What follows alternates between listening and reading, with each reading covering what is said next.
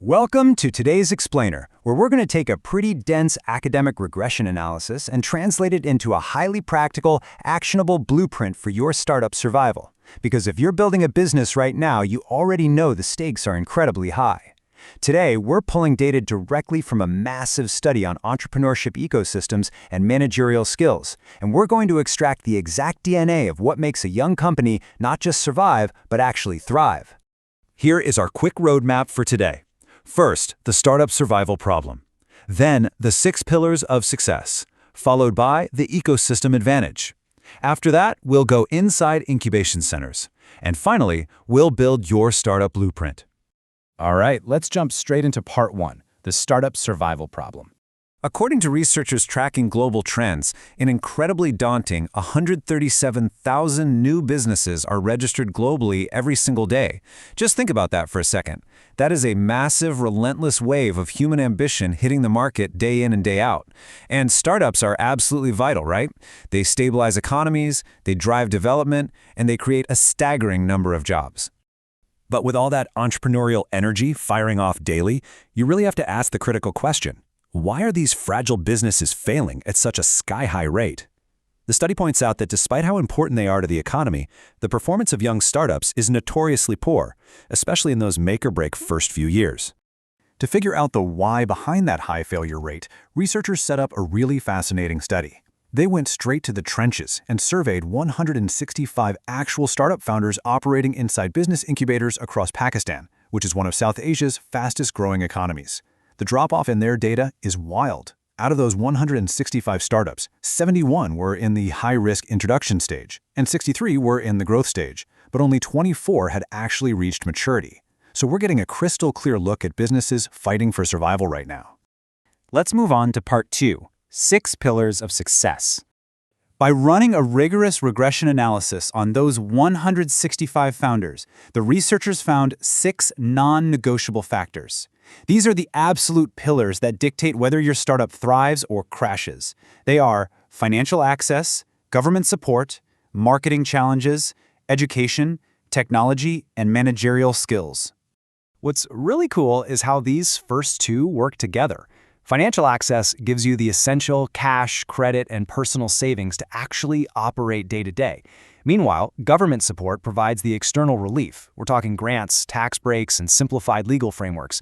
Basically, one is the fuel for your engine, and the other removes friction from the road so you can actually get somewhere. Now for the human element. Education gives you the baseline knowledge to plan things out and understand new tools. But, education alone doesn't cut it. Your managerial skills represent your actual capacity. It's the absolute ceiling of how well you can lead in practice. It's taking all that head knowledge and transforming it into effective daily team management. Then we have technology. And the study defines this pretty broadly. We aren't just talking about buying everyone fancy laptops. It's the practical application of modern tools and techniques to actively ease your team's workload and carve out a real competitive advantage. In fact, outdated tech is cited as a massive obstacle. You have to constantly adopt new tools to stay ahead. And of course, you absolutely have to overcome marketing challenges. This means proving you can defend your startup against fierce competition. It's not just putting out a flashy ad, it's about reaching new customers, for sure, but also locking in market stability by keeping repeat buyers happy. Which brings us to part 3, the ecosystem advantage. When we look at Eisenberg's famous framework, we see that things like policy, finance, culture, supports, human capital, and markets don't exist in a vacuum. They heavily overlap. They feed into one another to create this incredibly dynamic entrepreneurship ecosystem. So your ecosystem isn't just a nice background setting, it's a complex, vital catalyst. It interacts directly with your startup to completely multiply the effectiveness of your efforts.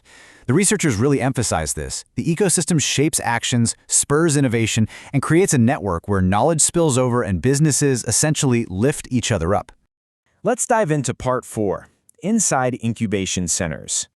Business incubators actually fall right under the supports domain of the ecosystem we just talked about. These non-governmental organizations act like extremely wise mentors. They give you the resources to handle those massive early-stage difficulties. They hand you physical space for pennies, give you intense business training, provide legal and tech services you probably couldn't afford otherwise, and even hook you up with direct pipelines to angel investors. As the researchers point out, Incubators pull all the fragmented pieces of the ecosystem together. Here is the harsh reality of the market. About 90% of new businesses fail within their first 2 years. Usually it's because they lack management skills or capital.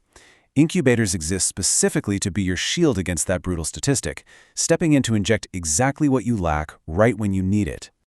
And finally, Part 5, your startup blueprint. When you map all this out, the academic math is actually quite beautiful. You have your 6 foundational pillars: government support, managerial skills, technology, marketing challenges, financial access, and education. But the magic happens when the entrepreneurship ecosystem acts as a direct moderator. It acts as a massive multiplier for all 6 of those factors, funneling them straight into your ultimate startup development. The study's data is absolutely conclusive on this. The regression analysis yielded an R-squared value of 0.990. So what does that mean in plain English?